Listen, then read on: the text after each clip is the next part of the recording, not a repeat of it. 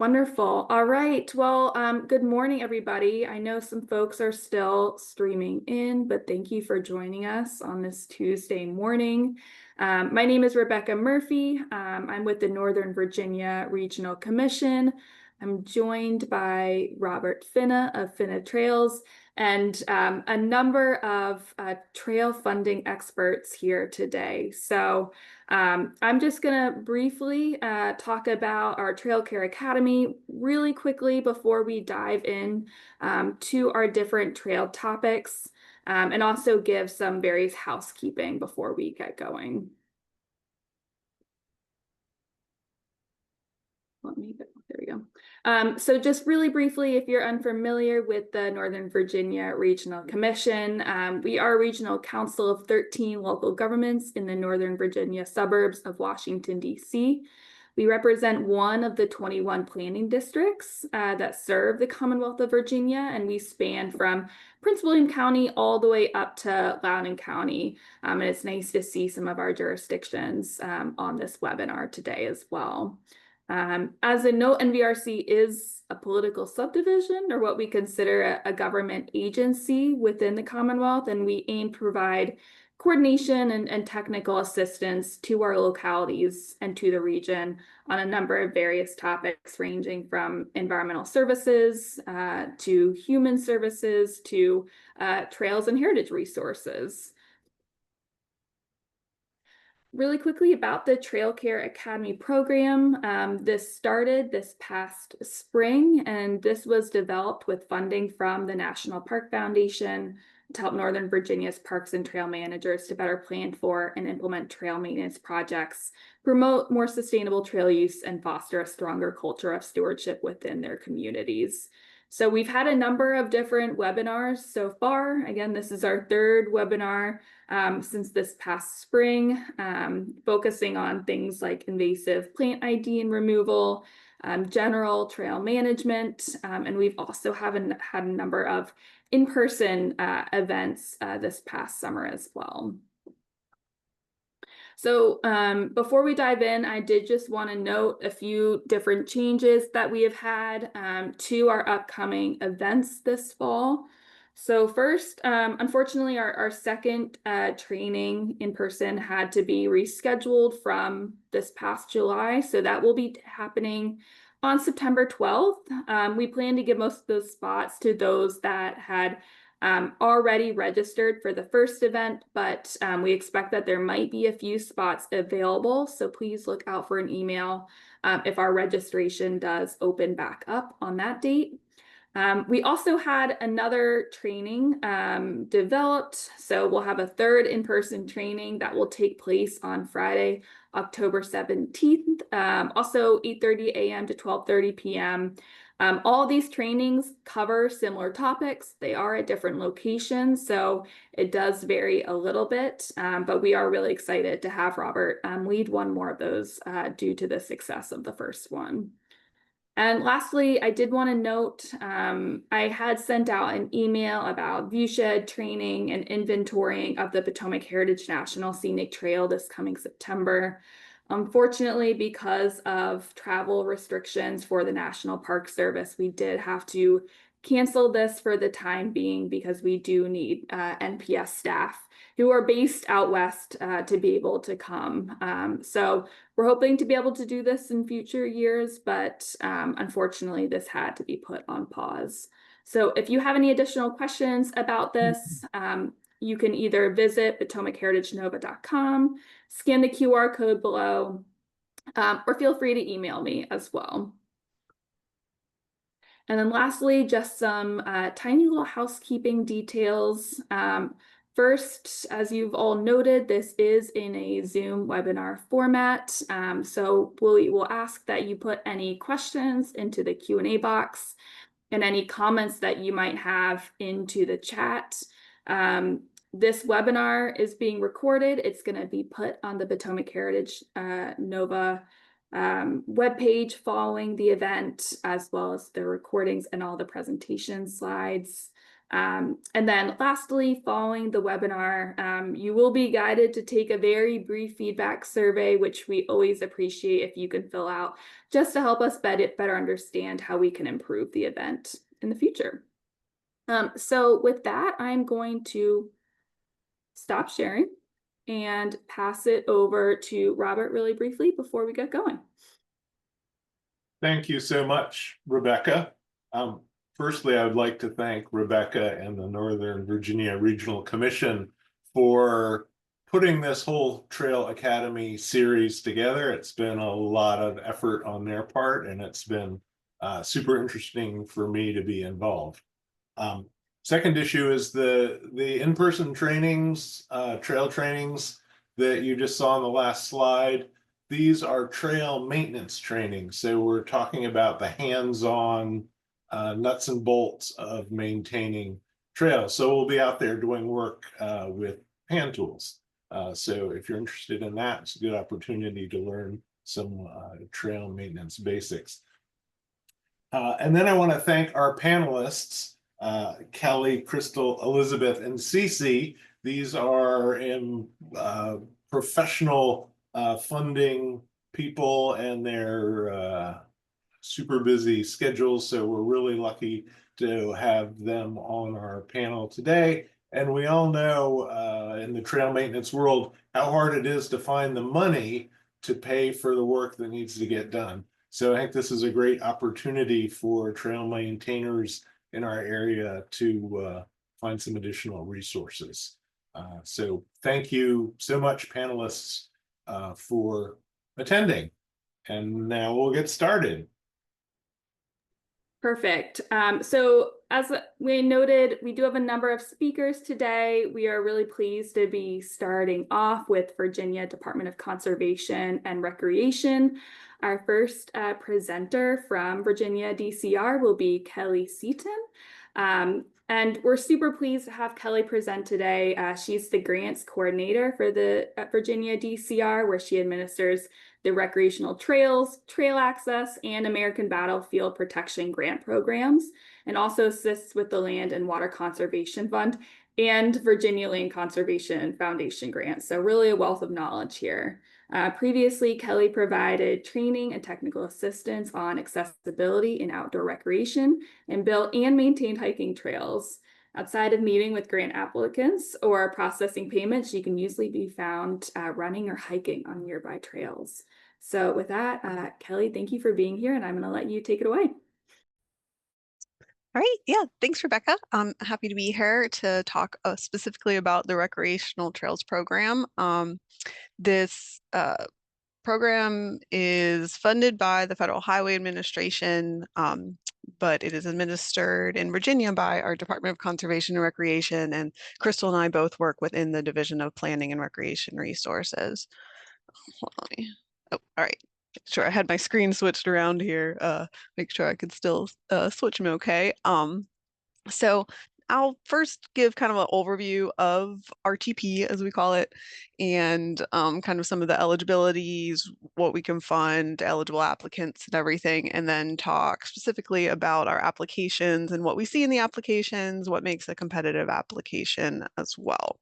So this program was developed or specifically to construct and maintain public recreational trails and trail-related facilities or support amenities like restrooms, things you'd have at trailheads, trail-side amenities, and we can fund both land and water-based trails with this fund source.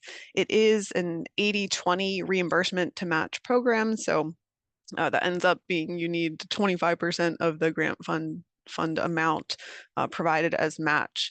And it's been going on since 1993, and we funded previously to this year over 360 projects. We have about 12 new projects about to be awarded from this year's grant round, so that number is always going up.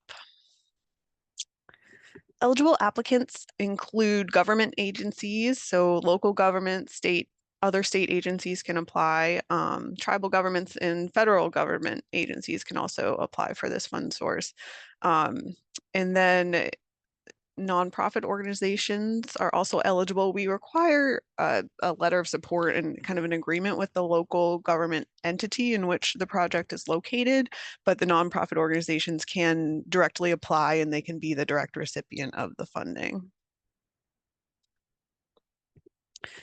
We receive about 1.5 million a year from the Federal Highway Administration, and that amount has been the same for many years.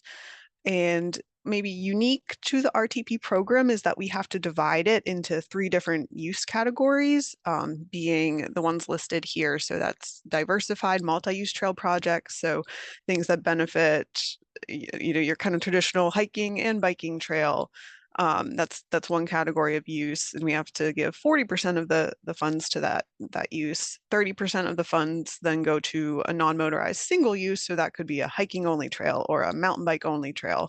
You don't have to exclude other users typically, but the intent of the trail design and the intent should really be based on that one user group. And then 30% of the funds also go towards motorized trail uses. So this could be an ATV trail, ATV, UTV trail.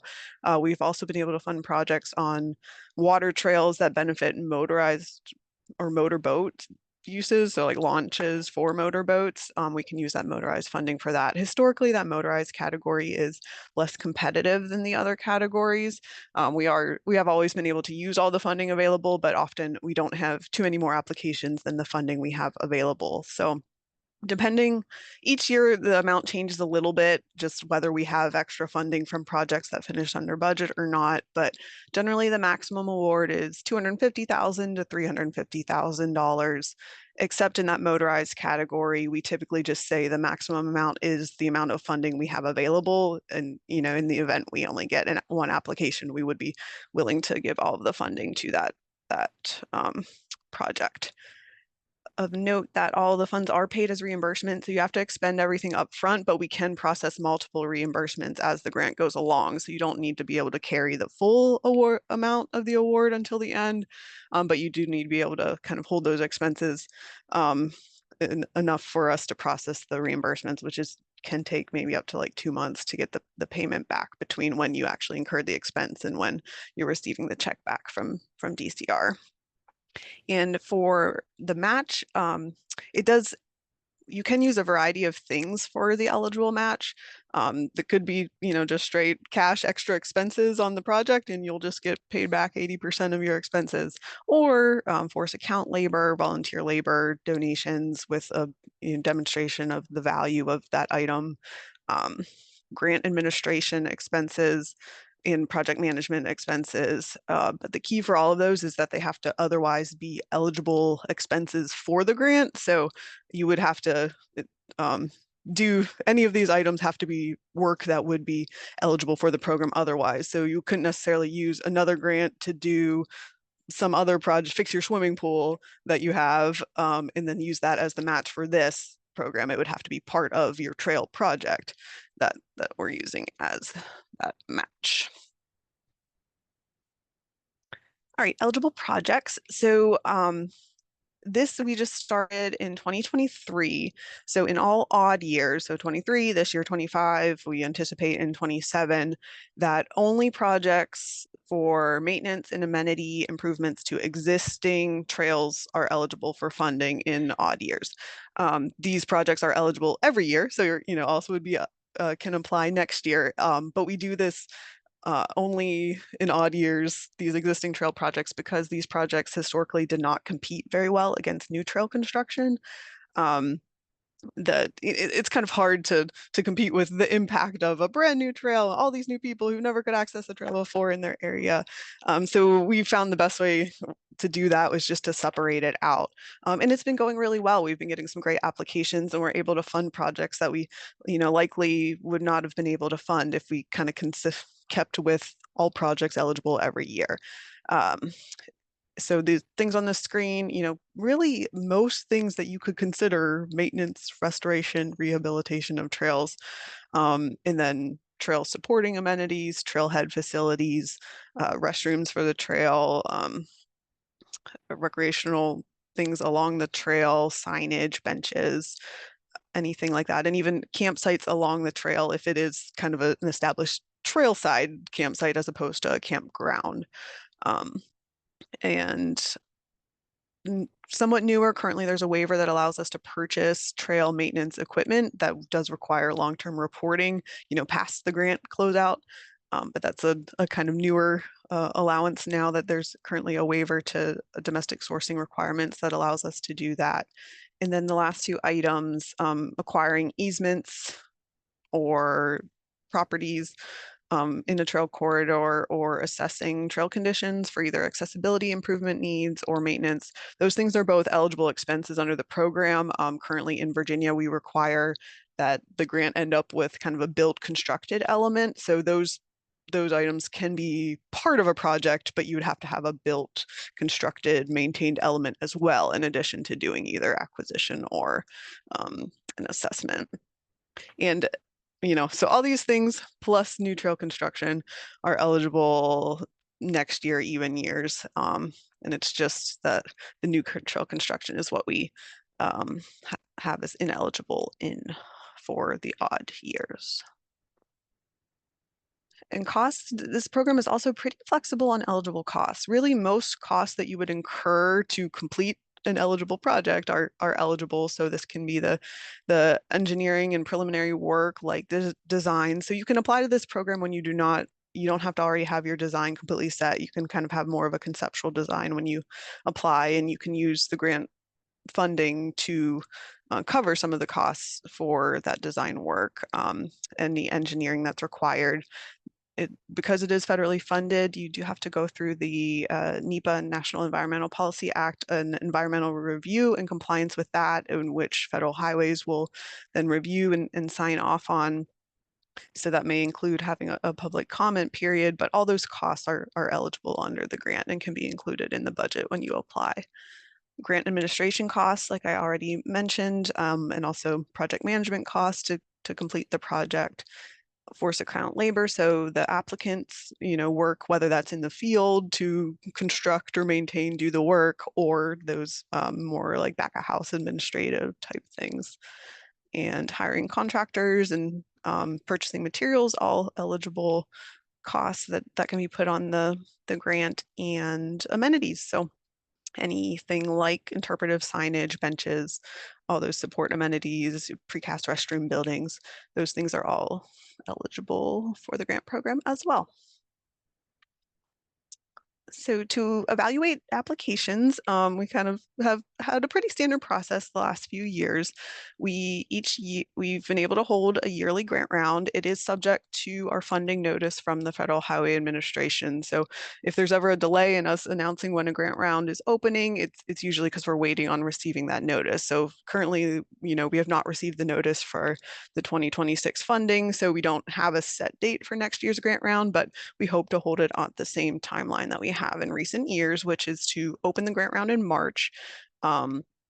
Anytime we open a grant round, we'll also post, new scoring criteria. We tend to update them ever so slightly each year. So it's always good to check those out because it will be a little different from the year before. So we post that in a manual in March. Typically, the applications are due in May. And after that, I'll do a quick review, make sure everything's eligible, and then I send them to our advisory committee, which is comprised of 5 to 7 members who are trail users and typically also trail professionals from across the state. And they review all the applications and score them, and we get back together and meet typically in June. And, from the average of all of their scores, they recommend a set of projects for funding. And then I'm reaching back out to those folks in July typically and do site visits and everything. And by September is when we typically have grant agreements and folks are ready to move forward with their projects.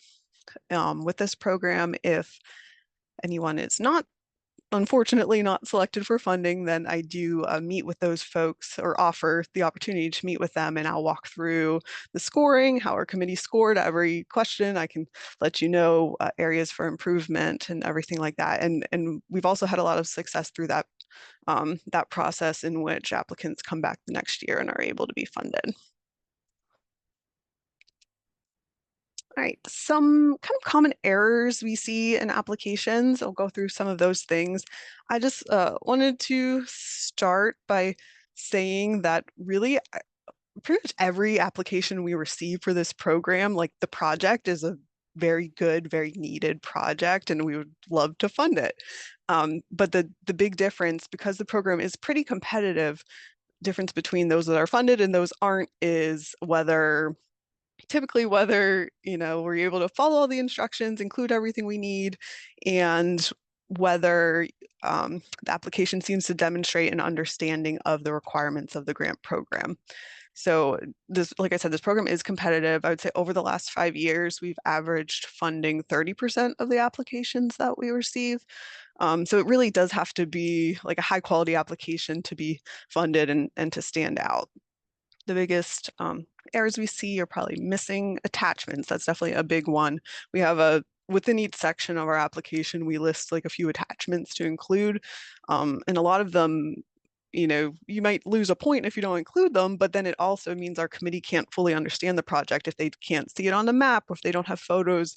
It just helps them understand your responses to other questions if they can visualize it as well. So including all the attachments is definitely a big one that we're not including, I should say. And then another common error is providing the information to answer a question elsewhere in the application, but not like under the question asked, because we have a very detailed scoring criteria and it corresponds with this question, this scoring item, this question, this scoring item. So sometimes you definitely provided that information elsewhere, but we kind of need to see it in that box where we're asking the question because it's so competitive. So we kind of can't give too much of the benefit of the doubt. Like we need to see the response right there in order to be able to award those points. And then just in general, sometimes responses will make us question whether the applicant really understands all the grant requirements. Like they may list things that are ineligible for the program, which in our manual we'd outline some things that are eligible or not, or maybe an unrealistic schedule that, says the grant will be awarded in September and it'll be open to the public in October. And because of all the requirements of the grant program, that's pretty, I'll say, impossible. Maybe a year, I would say, is the fastest projects are ever done. Normally it's 2 years or the full 3-year grant period.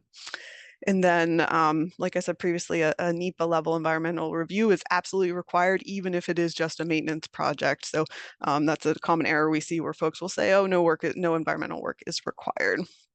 And then inconsistencies with like the budget between you may request a certain amount and a different amount is listed elsewhere in the application, and just things that don't match up would be another error that we see. All right, and then to close out, I just want to give a few tips for applications. Main thing would be just to familiarize yourself with all the material we provide. Well, each year we have a new manual and application guidance, and we always have a live webinar that we do Q&A on, but it's also recorded and posted afterwards. So review all those things and follow the scoring criteria. We'll always post our scoring criteria along with the application materials. So review that and familiarize yourself with that when you're writing an application, and see what the committee will be looking at that year, and make sure that you're speaking to those things. Become familiar with the grant requirements. Like the environmental review process, just knowing that it is a little bit more complicated than if we were just to receive this funding maybe from another source. So knowing that the procurement procedures and everything that needs to be followed. And then as you're like crafting a potential project, it does seem the projects that we fund, because again, I think because of the competitiveness of the program, is that the ones that do more than one thing seem to be funded. Because our scoring is so detailed, we score in so many different things, you can kind of check more of the boxes if you have more going on in the project. So something that is an accessibility improvement, plus maybe you're adding a new vault toilet at the trailhead, or you're doing some paving improvements, but you're going to add new interpretive signage as well. So there's things that do multiple or scopes that have multiple components to them definitely seem to rise above the other projects that may just be doing one thing. And then also recently, it seems like projects that are really critically urgently needed, like the trail's closed because this bridge is out. or there's a really extreme safety hazard, or it's a really, really popular trail. Those are the things that are being funded because they just, rise above that next level in the urgency and the need. And then we have a lot of questions that get at community involvement, volunteer involvement, collaboration between entities and agencies or volunteer groups. Those, because we kind of touch on that in a lot of our questions and a lot of the scoring. I think projects that have elements of that definitely seem to do well as well. Great. So I'm sure Crystal will have the same contact information on her slides as well. So this email, recreationgrants@dcr.virginia.gov. You can find me there. We do all the grant work through that email, and my number's on the screen as well, 786-1119. But search for DCR Virginia RTP or Recreational Trails Program will also find us if you need to as well. And I wanted to just make a plug for, we maintain an email contact list that we send out announcements for this program and then the program that Crystal's going to talk about. So if you'd like to be added to that email list, you can email recreationgrants@dcr.virginia.gov as well, and I'll be sure to add you to that list. All right, well, thank you. I look forward to hopefully some questions at the end, and if not, seeing some applications in the future. Perfect. Thank you so much, Kelly. I think this is a nice transition over to Crystal, who's also with Virginia DCR. And again, as I mentioned, for those that just recently joined, we are going to save any questions until the end. You are welcome to put any questions into the Q&A box, and you should have access to the chat as well if you have any. But with that, again, I'm going to hand it over to Crystal, who is the Chief Recreation Grants Manager at DCR, and she's been managing the Land and Water Conservation State Fund for the past 6 years. She was also a co-author of the Virginia Outdoors Plan in 2024.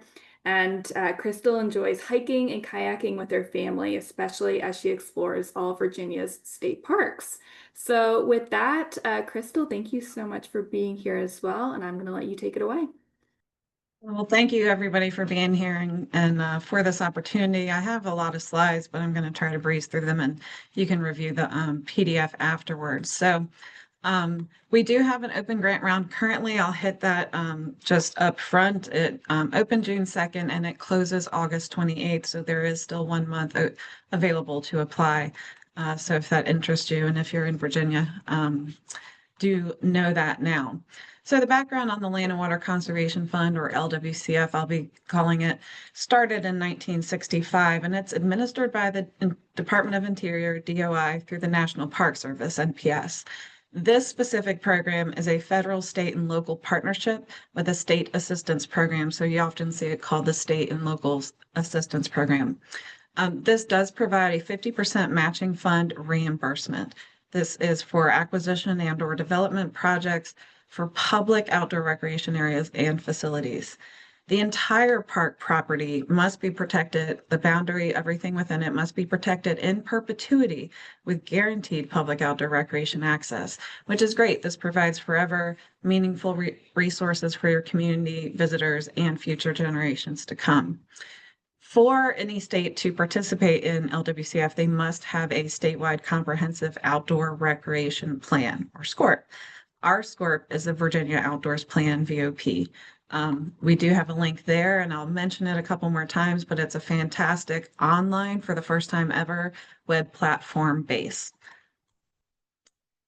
Jump right to it. LWCF, who can apply? Since this is a federal, state, local program, it can only really be governmental entities. So localities such as towns, cities, counties, state agencies, including Department of Wildlife Resources, Department of Forestry, Department of Conservation and Recreation, such as state parks, natural heritage, tribal entities, federal and/or state recognized, and regional recreation authorities that are legally recorded by General Assembly. Ineligible nonprofits, charitable organizations, businesses, and individuals are not eligible for this program. Ultimately, the applicant must be able to hold and protect that property forever and have no change in ownership or a chance of dissolving the organization. The applicant must also be able to fully fund the project while waiting for that 50% reimbursement. It's a match reimbursement. You don't get the funding up front. Lastly, the applicant must have some staff available to administer the grant all the way through closeout. So I'll get into the different types of projects. Acquisition is one type of LWCF project. All sorts of lands, wetlands, and waters that can be contributing to public outdoor recreation may be eligible. This can also be to add parcels to already developed park areas or undeveloped areas for either active or passive recreation. Ineligible, you cannot acquire land that's already a public park. Even if it's changing hands from one government entity to another, that doesn't really count. So again, I'll say the entire park property boundary will be protected. The National Park Service will be looking for that in the maps and in the application.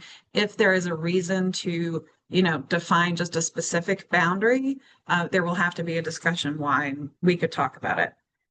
Fee simple acquisition to ensure that full ownership and ensure the provisions of the LWCF Act. The deed will be changed before the end of the project to include a provision that LWCF protection is on the property. This can be through purchase, transfer, or donation. The value is based on a Yellow Book appraisal, UASFLA, and that appraisal must be completed promptly before the project submission, independently reviewed, and the cost of that is not covered by the match or reimbursement of the program. The actual acquisition cost and purchase would be. Recreation opportunities in general for parks or acquisitions. Acquisitions, you must have a plan for how it will be available for public recreation within 3 years. Any structures that are already on the property must support the public outdoor recreation in some way. Any buildings for maintenance and equipment storage that would support outdoor recreation as well. So over here, I have a list. I won't read it out loud of uses, needs that you can, any form of outdoor recreation, then pretty much it's eligible. I do have here also copied and pasted straight from the National Park Service LWCF manual, which is lengthy, but I do guide people to look at that for specifics. Our DCR LWCF manual is only a small portion of guidance to help digest the larger manual. So it is great for trails. It's land or water-based trails, nature walks, hiking, bicycling, horseback riding, paddling, and exercises to connect parks with communities, other parks, be in or standalone recreation features. Includes being able to support features, trailheads, overlooks, turnouts, everything that you may need for a complete park trail project. Restrooms, we need restrooms at a lot of our trails. So sanitation systems, utilities, on some of our more Appalachian Trail perhaps sites, which some of which in Virginia are protected by LWCF, you could possibly do trail hostels and simple trail shelters. Many of them do trail projects in general, kiosks, wayfinding, signage, and finding some recent ones doing equipment rental either for bicycles or even kayaks. So that also leads into development. Everything that I just discussed are opportunities for development. So consider the future uses or needs of the park areas and the parcels that you'll be including in that boundary. So again, this cannot be sold or converted to non-public recreation uses. So make sure that the park that you want to develop on, everybody in your locality or region is okay with and in support of that. So again, this is to provide public access, accessible amenities, resilient infrastructure, safe experiences that promote healthy communities. And also it's a community investment, so make sure that you're getting that public input and discussions in that phasing and scoping portion of your project. Again, there's specific criteria for each type of eligible component here. So I do refer people to the manual to see that fine print. Furthermore, things to know about development, like I said, know what you can accomplish. Each project period with LWCF is a 3-year project period.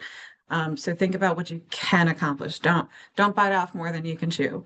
It can be one component, even though you have a larger park plan.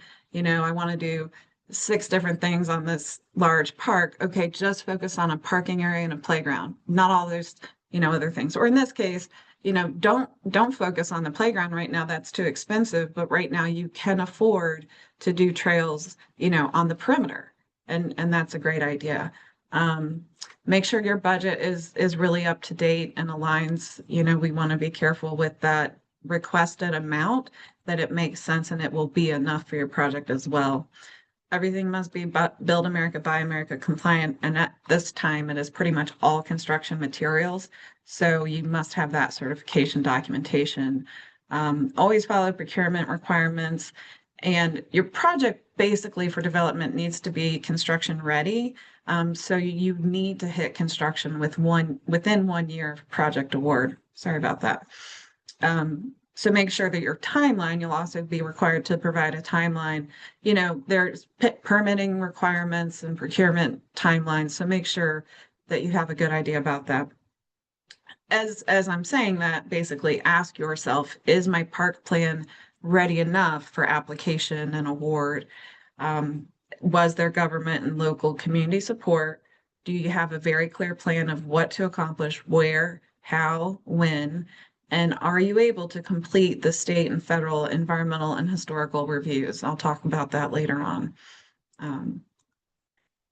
So another project type can be renovation and redevelopment. So a lot of our older parks, are ready to bring the facilities to newer standards to serve the current community needs.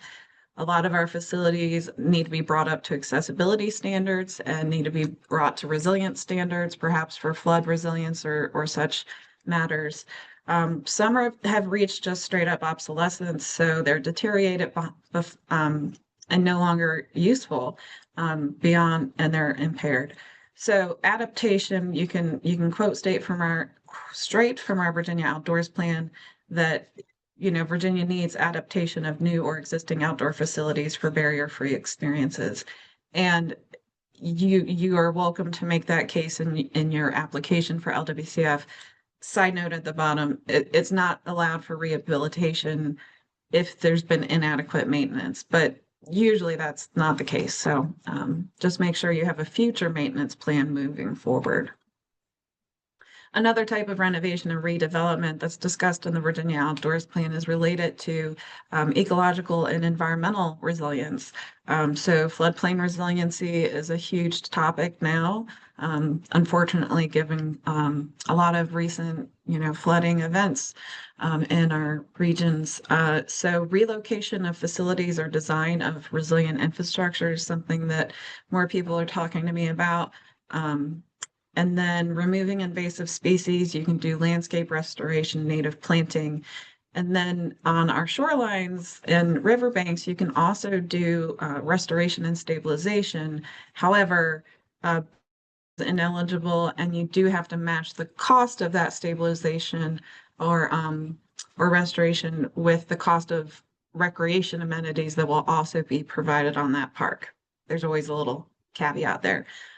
So again, look at the recommendations within the Virginia Outdoors Plan to justify your project.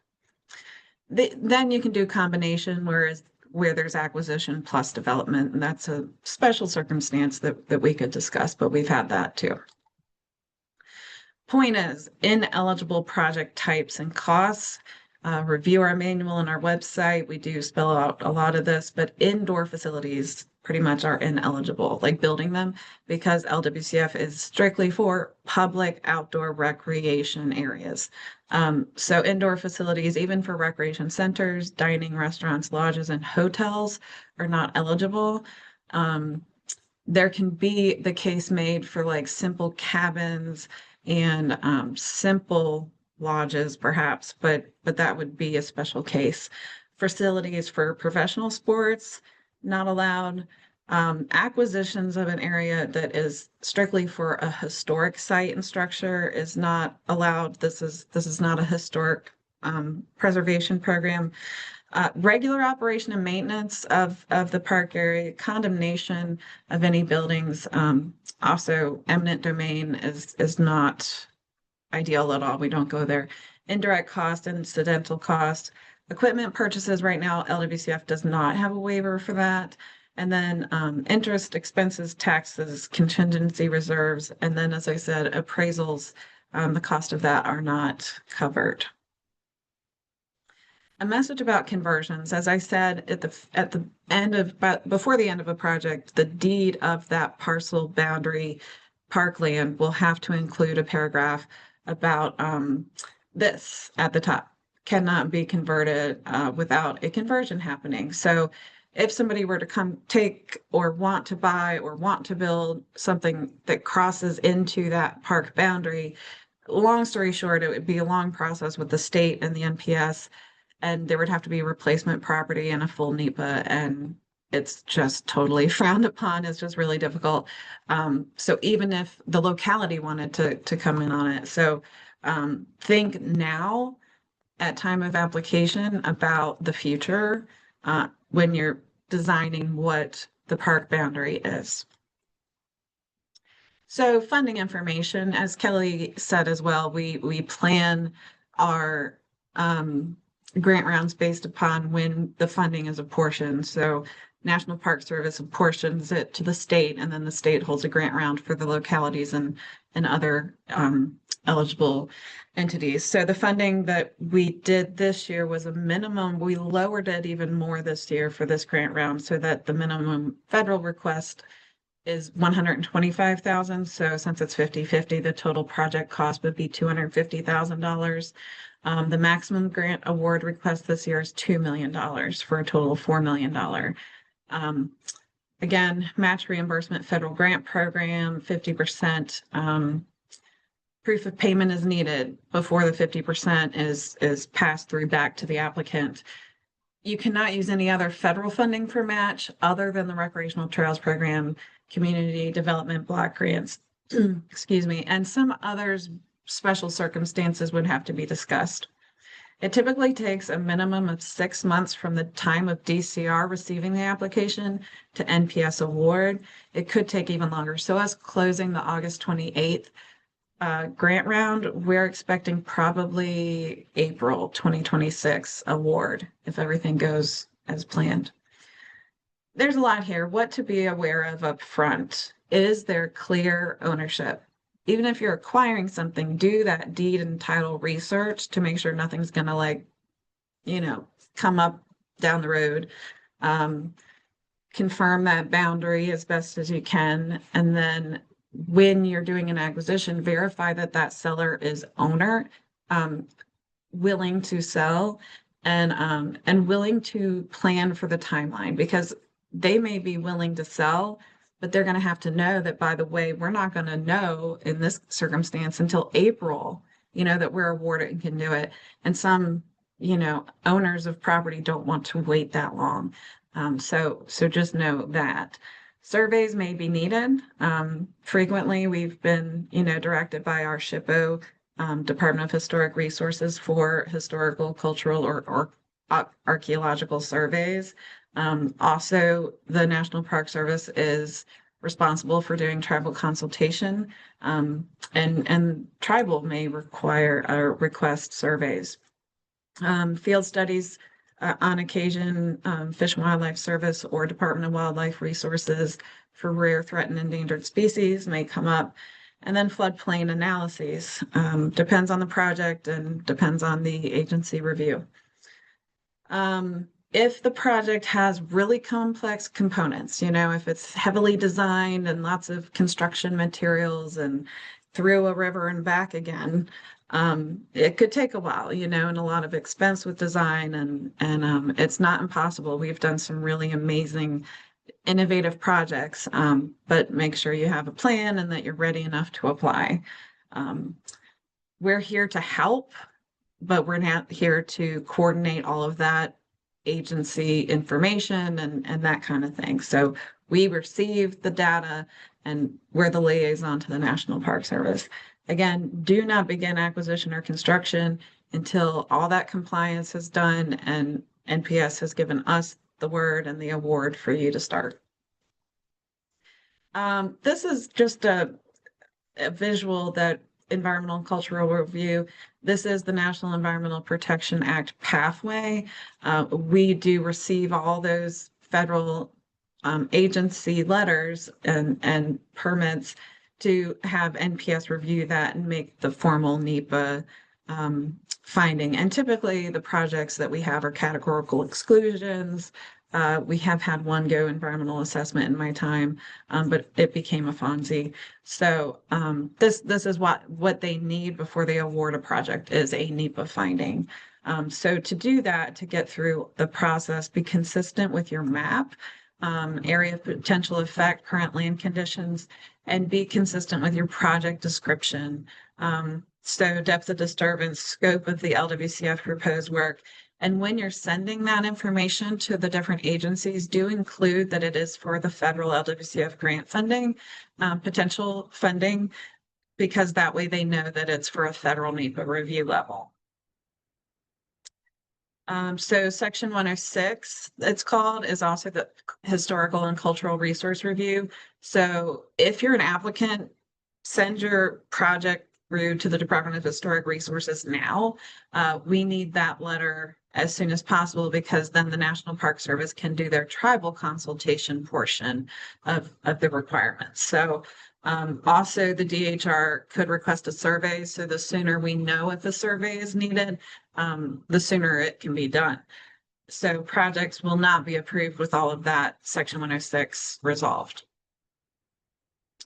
I'm going to jump to a little bit of a different thing here and mention the Virginia Outdoors Plan since that is our SCORP. I just want to note that there's a lot of good resources in it. It's worth looking around. There's 4 main sections. And this is the first of its kind, but no matter who you are, a trail planner or working with policymakers, there are facts and figures. There are, language and information that was approved by the Virginia governor and the National Park Service in here. So, when you apply for grants, it often helps to pull straight from plans, and SCORPs are a great resource for that. So you can go to this website or Google DCR Virginia Outdoors Plan. We do have section 4 committed to a whole section about grants, gateway for funding.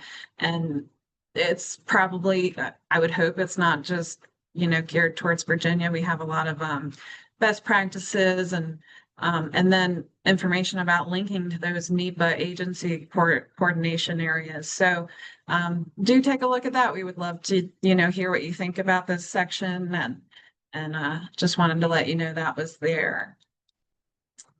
So thank you very much for, letting me talk to you about LWCF. It's an honor to be a part of that. In Virginia, we've helped, the program has helped over 440 parks that are protected in perpetuity. So this enhances Virginia's community, visitors, and future generations. They certainly do contribute to not only individual health, ecological resiliency, economic value, and so much more. So there's lots of cases to be made. Specific to trails, since this is the audience, I would just say to be very specific about your park boundary, about your trail boundary. Because the NPS wants the entire park, sometimes they'll look and they're like, well, why not the whole trail? So what has worked in a recent application was to say what phase it was, that this is phase 1B, and that's all the funding they have at that point. And that's the part that's within a certain locality. So, if you have a trail project, give me a call. We can talk it through. So I hope that if you're available, you can apply this year or based on future funding. We never know. We will hold a future grant round if there are available funds. So at the bottom, just in Virginia, it's encouraging. These are straight from the Virginia Outdoor Survey. 86% of Virginia's population does understand that it's important to protect Virginia's natural and open spaces from development. And that's just so encouraging. So thanks again. Wonderful. Thank you so much, Crystal. The Land and Water Conservation Fund, as well as the Recreational Trails Program, have been really important, especially up in Northern Virginia. So all of the contact information will be shared following the webinar, but for the sake of time, we're going to go ahead and keep going. And we're actually going to zoom a little bit further outside of Virginia right now and pass it on to Elizabeth Berger. Elizabeth serves as the Senior Vice President of Programs and Strategy for the Sunflower Foundation, which is a statewide health philanthropy serving all 105 Kansas counties in the state's 4 native nations. She leads the program team with an expansive portfolio addressing multiple facets of the health spectrum, including green space access and public trails, healthcare access and behavioral health integration, nonprofit capacity building, tribal and rural community health, food access and nutrition security, and much more. Elizabeth earned a bachelor's in communications from the University of Tulsa and an MS and PhD in health and human performance from Oklahoma State University and an MBA from Rockhurst University. She completed a postdoc fellowship at the University of Kansas Energy Balance Lab. Elizabeth enjoys a chance to be physically active outdoors and appreciates all peer-reviewed research pointing to the benefits of coffee, dark chocolate, and any kind of wine. I love that. So with that, Elizabeth, I'm going to let you take it away. All right. Thank you so much, Rebecca. Can everyone hear me okay? All right. I am coming to you from my log cabin outside of Lecompton, Kansas. Yes, we do have enough trees in Kansas to make log cabins. And I have a lot of slides with a lot of information on them. In respect for time, and especially not to shortchange Cece, who has great information, I'm going to race through these, but they will all be available later, and you can always contact me. We're going to take a hard turn from our first 2 speakers, and that was a lot of great technical information. I want to shift your thinking to another level of how to frame trail development and maintenance for the non-trail foundation. There's hundreds, thousands of foundations in the country, probably in your state alone. Most of them don't explicitly fund trails, but that doesn't mean they won't. Very briefly, I'm Senior Vice President at Sunflower Foundation. We're not a trail foundation, we're a health foundation, and we fund a broad spectrum from behavioral health integration, public health infrastructure, food as medicine, nutrition security, nonprofit capacity building, all the things. We run a nonprofit center that you can see there on your screen, and we manage the state's opioid settlement fund. I share all this to give an example of we're not atypical from most foundations, particularly with professional staff. I used to think when I was a grant seeker that really foundations were run by kind of a smarter version of Real Housewives that just sat there waiting for me to call with my great idea and open a drawer and write me a check. Most foundations are full of really busy people. You need to be laser focused on framing your message to them of why a trail fits into their goals. We began funding trails over 20 years ago as a public health measure. It says my internet's unstable, so I'm going to go off camera. This is the joys of living in rural for now. And we have, as you can see, we have been, some might say promiscuous in our trail funding. Doesn't matter if it's natural surface, shared user, tiny town of 300, big city of almost 1 million, tribal reservations. We have always funded trails for the reason of getting people outdoors and healthier, and then all the things that came with it. I should be acknowledged, Kansas is very nascent in our trail development. You can see on the screen there all the challenges we face. We do not start from an operating point with the assumption that trails are good, but that's okay because these constraints have actually opened the skies, if you will, for new ideas and that very careful and explicit framing of trails, particularly to philanthropic funders. And I hope these ideas will help you.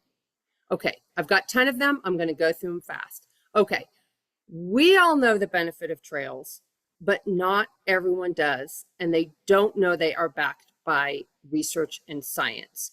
So when you think about all of these, and we all know these have just a preponderance of evidence behind them. When you look at a foundation and what they're interested in, for example, what if they care about mental health in youth?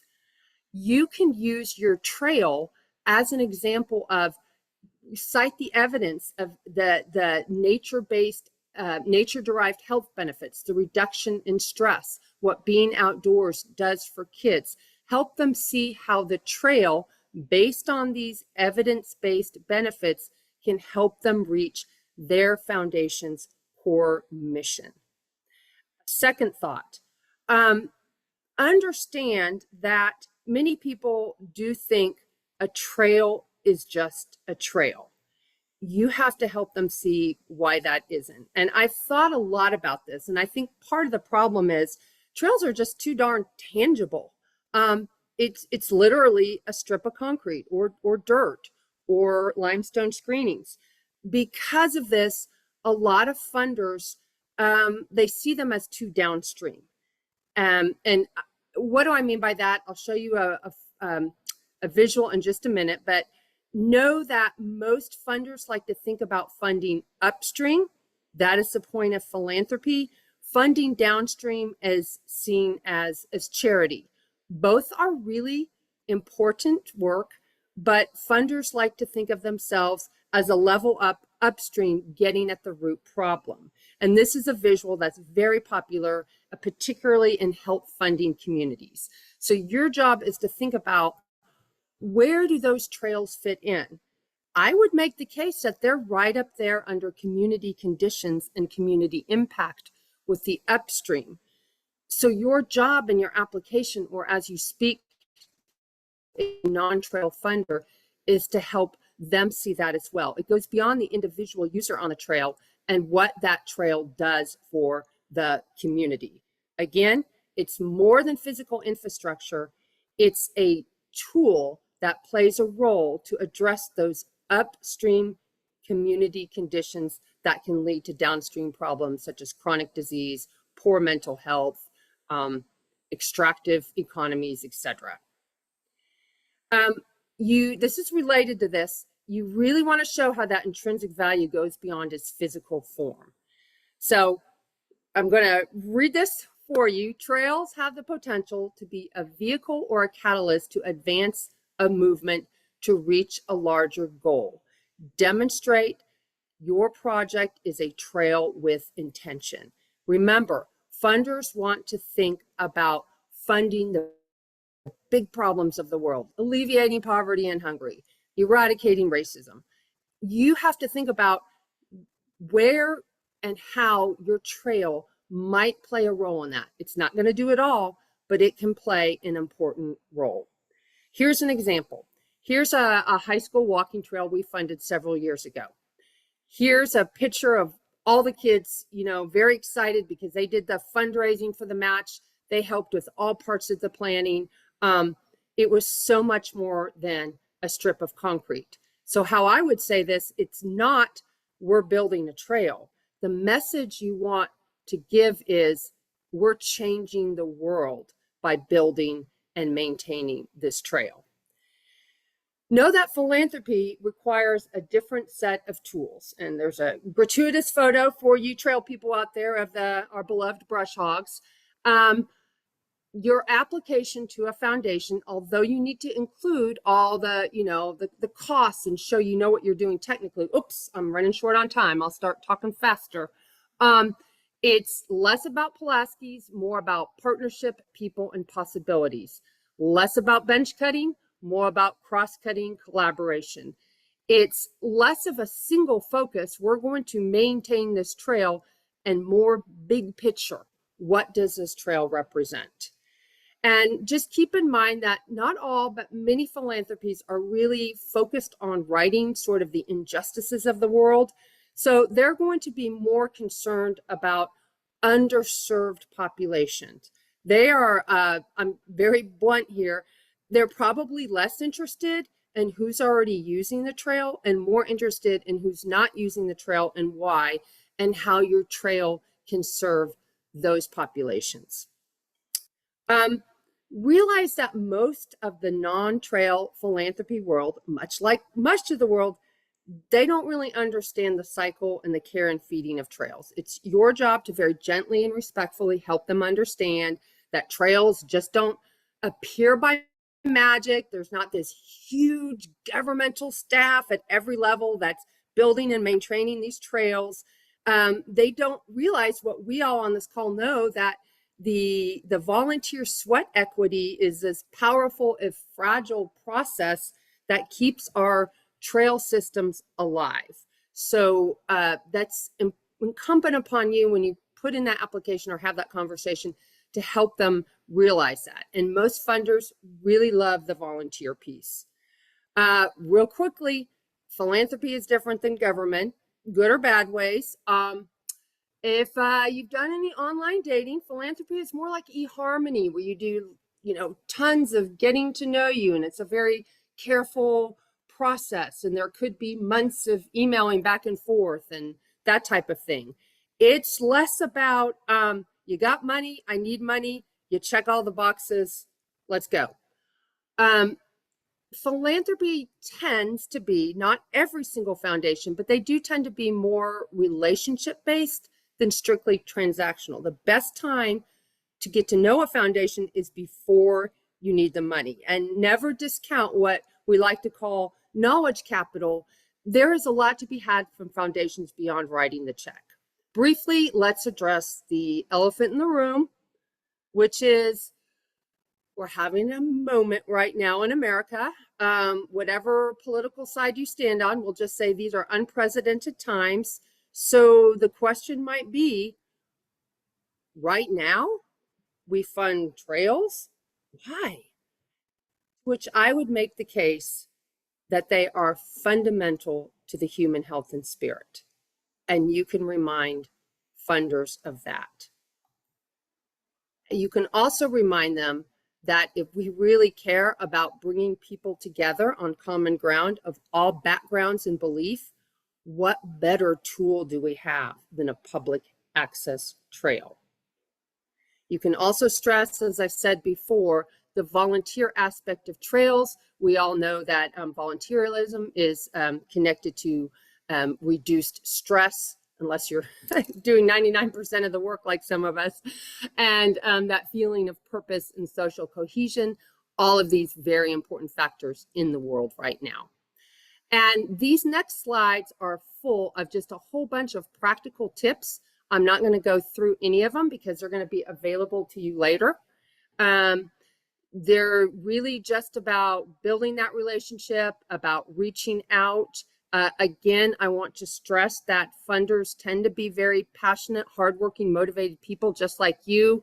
They're not just sitting around with empty hours and drawers full of money. So you do need to cut through the noise, but you also need to cut them some slack. If they say, I'm sorry, we don't fund trails, don't take it personally. They have saved you time. And if you can have a conversation, you might learn why. You might share information that will actually change the way they think, not right away, but in years to come. We always say a no doesn't mean a no right now. It just means a no means a no right now, but it doesn't mean a no forever. It could mean a yes down the road. I sent Rebecca a handout on some of tips on working with foundations that you might find helpful. And I do want to point you to our website, because if you go up in the upper right-hand corner, you can click on learning. And we've got tons of resources for nonprofits of all types that we think are really helpful, particularly around grant writing, diversified funding, working with donor advised funds, which is the largest foundation you've never heard of. That's where billions of philanthropic dollars are tied up. So they are all free for anyone, and we invite you to take advantage of them. So with that, I'm going to stop my share. Thank you so much. Thank you so much, Elizabeth. I think it's really helpful to get that additional perspective, especially with some questions about federal funding coming up in the future. I think a lot of trail individuals and groups will be looking outside of the norm and especially at foundation grants in the future. And with that, we're actually going to move over to CC Kirkwood with All Trails to wrap us up. CC currently manages All Trails 1% for the Planet Impact Portfolio for corporate giving and community partnerships, funding projects that improve, maintain, and restore trails and recreation areas. She's energized by helping organizations deepen their connections and relationships with their communities. And Cece's passion for the outdoors can be traced back to her earliest memories of camping trips with her dad and brothers. When not at All Trails or exploring outside, she can be found baking trail snacks and sharing recipes to help fuel her to take her on the next summit. So with that, thank you so much for being here with us, Cece, and I'm going to let you take it away. Yeah, thank you for the intro. Super excited to talk to y'all. I currently live in Sterling, Virginia, so right in that Northern Virginia area. I'll talk about All Trails, kind of give a little bit of background about it before we jump into the Stewards Fund specifically. But All Trails, if you aren't familiar with us, our mission is to help people find their way outside. We do this through an app as well as an online platform where we help folks discover and navigate trails in their neighborhood and around the world. We really see ourselves as both that discovery, inspiration, and the educational piece. We work really hard to make sure our data is up to date, accurate, and reliable so we can keep folks on the trail and on the right track when they are outdoors. We do like to say that we are the most popular and most trusted outdoor platform. Some numbers to kind of support that. We currently have over 80 million active trail goers in our network. We have over 450,000 curated routes on All Trails. So just to give a quick little background of what we mean here, your trail network might have 3 trails, the red, blue, and green trail. On All Trails, we might have 5 curated routes for that. That's because we have the out and backs for each of those red, blue, and green trails, but we might also have an option that takes folks from red to blue or red to blue to green for some larger options, kind of giving them the resources that they need to go out for a 1-mile hike or a 5-mile hike or anything in between. And since All Trails was created, we have had over 1.3 billion miles logged on All Trails by our huge network. So just some other numbers here. We are mostly helping folks get outside for hikes, but we've got a lot of trail runners, over 3 million activities recorded, and a lot of bike riders too, over 2 million bike rides recorded. So we do try to give access to all different types of outdoor activities, but we certainly have that hiker network carved out for us. So our mission, as I mentioned, is to help people find their way outside. And we were founded on the idea that we're all made better by spending time in nature. Elizabeth kind of touched on this in her presentation as well, and All Trails really believes that as well. And today we continue to be driven by that desire to share the outdoors with as many people as possible. And we want to be able to do that respectfully and responsibly. So that's why the All Trails Impact Team was created this year, although we've been doing a lot of this work since the founding of All Trails, but we've officially became the Impact Team this year. We have 3 missions for the Impact Team. As we help people find their way outside, we want to make sure that we are also protecting the trails, protecting the planet, and enabling safe access for all. And these 3 pillars here are really the cornerstone of the work that I'm going to talk about with the Stewards Fund and what we're hoping to fund here with this work. And this is sort of the problem statement that we try to solve here. We know that there's been a continued rise in outdoor recreation. We know that we are one of those places that are pushing a lot of people outdoors to explore. And we want to make sure that we are not being part of the problem. We want to be part of the solution. We want to be providing those vital resources that people can find at their fingertips. If they don't understand how to read paper maps, we provide that online resource. We know that we're not the only resource that they should be going to, and we try to encourage that as well. So as a part of the impact team, we've got two main programs here, which is the All Trails Public Lands program, and then we are 1% for the Planet business member, which means that we donate 1% of our revenue minus, a bunch of other accounting things back to different environmental nonprofit partners. And one of the big ways that we work with our 1% for the Planet funding is with the All Trails Stewards Fund. So this was established this year. This is our very first year doing this work. So I'm going to talk a little bit about these types of categories and examples of each. But we will be able to provide even more details into what makes a really good application, what to avoid as we start our funding process for 2026. I'll share a little bit about that as we go through the presentation, because we are currently evaluating the applications that came through this year. But just because this is so new, I just kind of want to highlight that we might have even more tips and tricks when we open up our application process in 2026.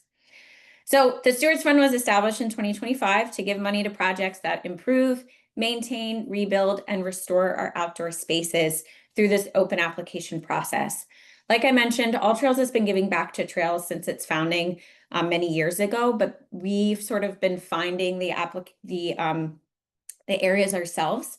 So the Stewards Fund was the opportunity for folks to come to us and tell us what they need and us to be able to fund those very specific projects. These are sort of micro grants in amounts from $2,000 to $10,000, and in the categories of trail resilience, trail experience, essential maintenance, trail restoration, trail insights, and data collection. I'll share a QR code about how to get to the page to learn more, but this is our web link here on the screen, and we'll dive into each of those categories in just a moment. But real quick, a look at eligibility guidelines. As I mentioned, because we are 1% for the Planet business member, we can currently only fund projects of organizations that are 1% for the Planet vetted nonprofit partners. I'll talk a little bit more about what that means, but just highlighting that currently government agencies are not available for funding. You would need to work through your Friends of Group or Trail Club to apply. We also want folks to be able to join our All Trails Public Lands program or be willing to join, and I'll talk about that just in a little bit. We want this to be a specific project that needs one-time funding or last mile funding. We aren't looking for things that are super early in the process of figuring out surveys or other types of research. We want to be able to fund the project that's ready to go and needs that funding now. And now being that once they receive the funding, that work will be able to be completed within 12 months of getting that funding. So if we fund you September of this year, we're hoping that project will be wrapped up by September of next year. So let's dig into these first two components because they are the most sort of unique versus other types of microgrant applications out there, like the 2 for Trails, athletic brewing, or other funding opportunities you might find out there. So 1% for the Planet environmental membership. These are carefully vetted organizations, and you're vetted by 1% for the Planet, the organization. This means that you need to be a nonprofit partner and you give back to the environment in some way. Any trail organization fits this. It's a super easy process to become a vetted partner. If your nonprofit partner isn't one already, we will help you through that process if we choose to fund your application. You don't need to be an already vetted nonprofit partner before applying. You just need to confirm that you meet the eligibility requirements. And like I said, it does have to be nonprofits. So we've had a lot of government agencies, anywhere from local all the way up to federal, sort of work through their Friends of Group or their local trail club to apply on behalf of them. And the funding goes to them, the nonprofit, and then it comes right back to the agency to do that work for them. And the Public Lands Program. This is another totally free resource that All Trails provides. This is one of the first things that we did to start giving back directly to government agencies as well as their nonprofit partners. Essentially, this is our opportunity for you all to jump into the All Trails data and keep it accurate and up to date. We give you back-end access to the All Trails tools to understand how visitors are using your trails. So this comes in the form of sort of like a data dashboard or a visitor usage stats. If you guys have ever used like Strava data before, their community heat maps, we offer something very similar and 100% for free for government agencies and nonprofits.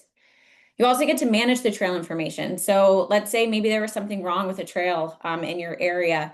you have the ability to go in, change the name, change the actual route line, update the description, change what types of activities are allowed there. Maybe we accidentally have listed that it's pet friendly, but it's not. Maybe bikes are allowed here on Tuesdays, but not on Wednesdays. All of that information you have the ability to keep up to date on AllTrails. And then you also have the opportunity to post alerts in real time. So anything from this trail is closed because there is a trail running event that weekend, all the way to some more emergency related events such as flooding and a trail needs to be closed, or just sort of warnings for extreme weather events that are coming up. You have the ability to communicate in real time with visitors who are both currently out on the trails and ones who might be looking to adventure in that area coming up. We want our applicants to be a part of the public lands program because of the information related to this understanding how visitors are using this trail. We'll talk about this in the application process here in a minute, but we really want to make sure that you have an understanding of how AllTrails users and your overall visitors are utilizing your trail system. We provide end user trip reports. So somebody goes out on a trail, they press navigate, and at the end they upload photos, they talk about what they saw, they talk about what they experienced. They might even call out needed maintenance. All of these pieces of information that you find as a part of the public lands program can be used to make your application that much stronger for us when we are reviewing. And it's a totally free resource. So if you don't get funding from us, you at least become a part of the public lands program and get some resources at your fingertips that you might not have had available to you before. So let's talk about each of the project categories now. The first one being trail resilience. So these are projects that are looking to address erosion, climate change, improve drainage, and other work that ensures long-term trail health. An example of this, and these are going to be kind of broad examples because again, this is our first year doing this trail funding. So we are currently in the evaluation process. When applications reopen in 2026, we will have actual examples of projects that we funded and those works of impact, so you guys can get a better idea of what to apply for. But for trail resilience, we're looking for work to restore and strengthen the resilience of an area, maybe after a devastating natural disaster, or to help sort of push that resilience further. So if a natural disaster happens in that area in the future, that trail is set up to resist the impacts of that disaster better than they were before. For trail experience, we're looking for projects that improve the natural environment along the trail, such as invasive species removal or native plant restoration or removal of human impacts. A good example of this, not just actually removing these invasive species and doing that trail work, but it could also be for funding a trail ambassador program where maybe volunteers sit at a trailhead and they hand out supplies like wag bags to hikers, or they just provide resources to say, hey, when you're out on this trail, you might experience XYZ. These are ways to prepare for it. Do you have water? Do you have proper footwear? Essentially just helping a visitor have a better trail experience out on the trail. Essential maintenance. This could be for addressing deferred maintenance, improved signage, and enhancing visitor amenities. This is all the stuff that's been on your backlog for a really long time, and you just haven't been able to find that last bit of funding to get it through, or you just need 10K to complete the project. An example of this might be repairing potholes along a rail trail path to improve the experience both for hikers, bikers, or folks with strollers, and just the overall experience on that trail. Sure, they can go out and go on the trail right now with those potholes, but this improvement of essential maintenance would help improve that. Trail restoration. This one's pretty easy. Restoring a previously closed trail to public use. So volunteer or trail clubs working to complete brushing, clear a corridor, or reopen most of an overgrown or impassable section, as well as improve drainage, stabilizing a trailhead to ensure user safety and long-term durability. And finally, trail insights. Projects that collect, survey, and share critical trail data to improve accessibility and visitor experience. So this can include things like trail access data, surface type, surface width, elevation profile, or basic trail information like names, tags, type. We're looking for folks who are going out there and are willing to share these pieces of information, both to AllTrails, but also to other open source public resources. So folks who are getting out there that aren't necessarily looking at the physical trail map, maybe missed your website, so they can be able to find this accurate, reliable information in many places. So maybe this work is funding a crew to complete a survey to collect that vital trail access info that can be shared out publicly to help others who are looking for objective trail information. Like I said, this information can be used for someone who might need adaptive equipment or slightly different experience out on the trail. We want this information to be shared on all trails, but also in a more publicly open source, such as like OpenStreetMap or other open source databases benefiting the entire outdoor community. Applying is really easy. We have a simple application form online. If you scan this QR code, you can get a preview of what the questions were for the 2025 funding cycle. I do expect some of these questions might change slightly because as we're going through the evaluation process, we're realizing, oh, we may have needed this type of information, or we may have needed folks to expand a little bit more here. So we might be changing questions slightly to help with some of the back and forth that we've had to do this year through our evaluation process. And some things to keep in mind. We really want you to be able to have a simple project summary with easy to understand impact. Unlike a lot of government grants or big, hundreds of thousands of dollar grants, a reminder that these are small micro grants. To put it bluntly, I don't need the life story. I want to know, couple sentences about what the trail condition is and what the impact of this funding would bring to you. I don't need to know the background. I don't need to know the whole history of your organization. I need to be able to read this quickly and understand that $2,000, $3,000 can make a big difference to you. Like I mentioned with the public lands program, utilize those user reviews to share us photos or actual quotes, screenshots of an end user trip report that somebody submitted to show the current trail conditions and the need. Being able to actually visualize what you said in your project summary really helps us get our feet on the ground, even if we haven't visited that trail or that area before. We also want to know that you're partnering with the community. This is the big part about that nonprofit eligibility requirement. We want to know that the nonprofit is working with the folks who actually own the trail or manage the trail system on the ground. Or maybe you're working with another volunteer trail crew or AmeriCorps or anything like that. We want to know that this work is going to be bringing the community together, not just by opening up access to a trail, but also being able to do that work and sharing that sort of community engagement. I mentioned this a little bit, but it's micro grants. We're looking for that last mile funding. We don't want to fund projects that are still in that early process. They don't have all the permits. They don't have all the approvals. We're looking for things that need that last bit. Maybe it's that matching funding that you got from a government agency and you need to match it with some nonprofit dollars. That's where we want to come in. And finally, we want that impactful storytelling. At the end of the day, I am a corporation. I do want to be able to go back and share with our execs and with our community that we funded real on the ground work. And we want to be able to have a nice story to tell our members about how we spent our dollars and how we gave back to the community. So anything that you can share in that application, ideas about how to share this with the community, ways that All Trails would be recognized for this work is really important. We want to do good, but we are a corporation, so we've got to be able to tell that storytelling in an impactful way. And a really quick overview of our timeline. Like I mentioned, this was the first year that we launched this program, and it launched early in April, and the application window closed on June 30th of this year.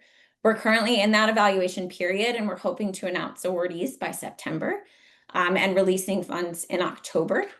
And by 2026, in April, is when that next cycle will open. So like I mentioned, we might update some of those questions from that QR code I shared. And we'll also have actual examples of the things that we funded last year to give you some ideas about projects that we could fund for you next year. And we'll expect that application window to close once again in June of next year, evaluation process to happen at the same time, awards to be given out in October of next year. So this is sort of the cycle that we're hoping to continue year over year. Things might shift a little bit just depending on what our timeline is, what we're working on things here, but generally applications open in the spring, funding released in the fall. And that's it for me. I think we've got a couple minutes for questions, but our website for all of the information from the Public Lands Program to our overall impact work and the Stewards Fund can be found by scanning this QR code at publiclands.alltrails.com, or you can reach out to us at impact@alltrails.com. So thanks so much for the time, and I will stop sharing now. Perfect. Thank you so much, Cece. As somebody who uses all trails, that's very cool to see the impact that they're having. I do see we have about 5 minutes remaining. You can go ahead and put any questions in the Q&A box. If speakers are willing and we're getting questions, and we can also, hopefully stay another minute or two following if there's any dire questions there. But we will just give it a few minutes. But I just wanted to say thank you all so much again for taking the time to present. I think having these different perspectives was incredibly helpful. And again, those who are able to hang on, again, this recording, as well as all of the presentations and the resources, will be put on NVRC's Potomac Heritage Trail Care Academy dashboard page. So with that, I want to open it up to questions. Again, you can put it in the Q&A box. You can also raise your hand, and we'll just give it a minute or two. I've got a ton of questions if there are none in line. Yeah, go for it. So maybe I'll go in reverse. So thank you, ladies. That was wonderful. My question, let's see where to go.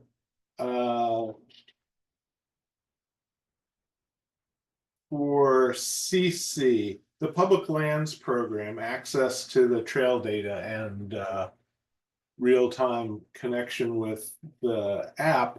I am a volunteer trail manager for PATC, managing a trail on Nova Park's property. So I would love to have access to that data and be able to post updates about bridges that are out or trees down, etc. So would I, as the volunteer partner, apply, or would I try to get someone from the park to apply for that access? Either works. We just ask that if it is the volunteer or the nonprofit that works with the organization that manages that trail system, that we get an email or some type of confirmation from that government agency to say this person is approved to manage and update this information.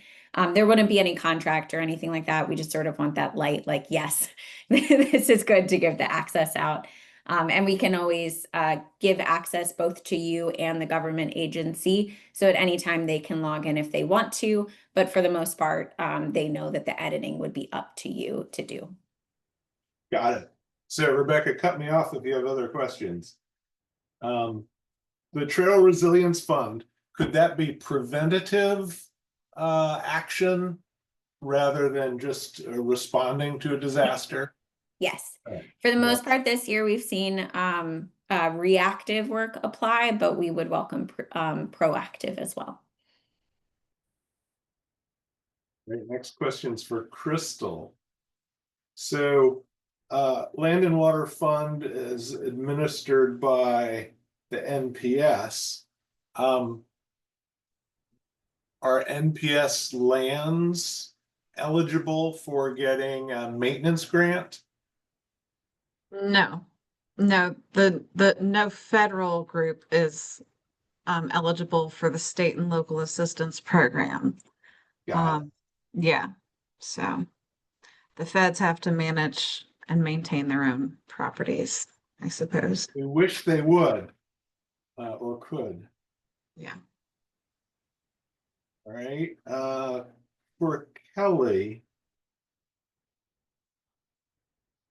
if I were applying for a grant and I had the option of saying it was diversified use or single use, is there a particular, does one have a better chance than the other statistically of getting funded?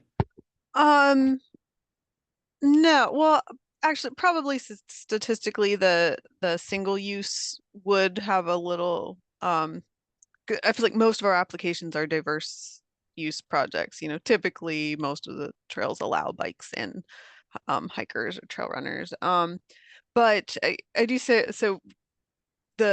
How the regulations are written allow overlap in the categories. So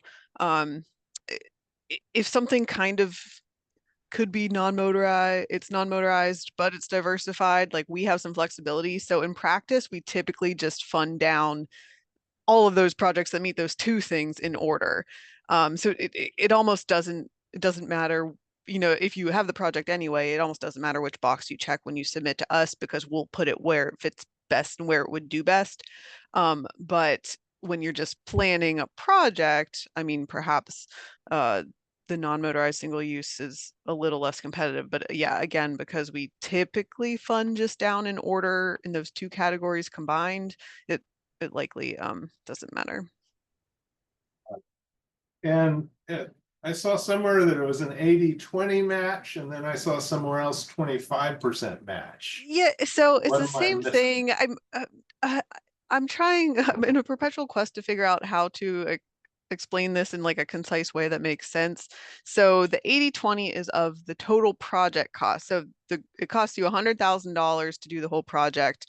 The maximum grant award would be $80,000. So $20,000 a match you need.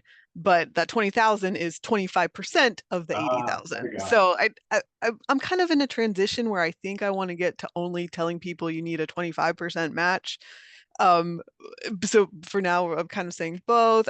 I don't know. I'm trying to figure out a way to explain that, because now I'm using both and just extra confusing folks. So sorry about that. All right, well, that makes sense now that you've explained it.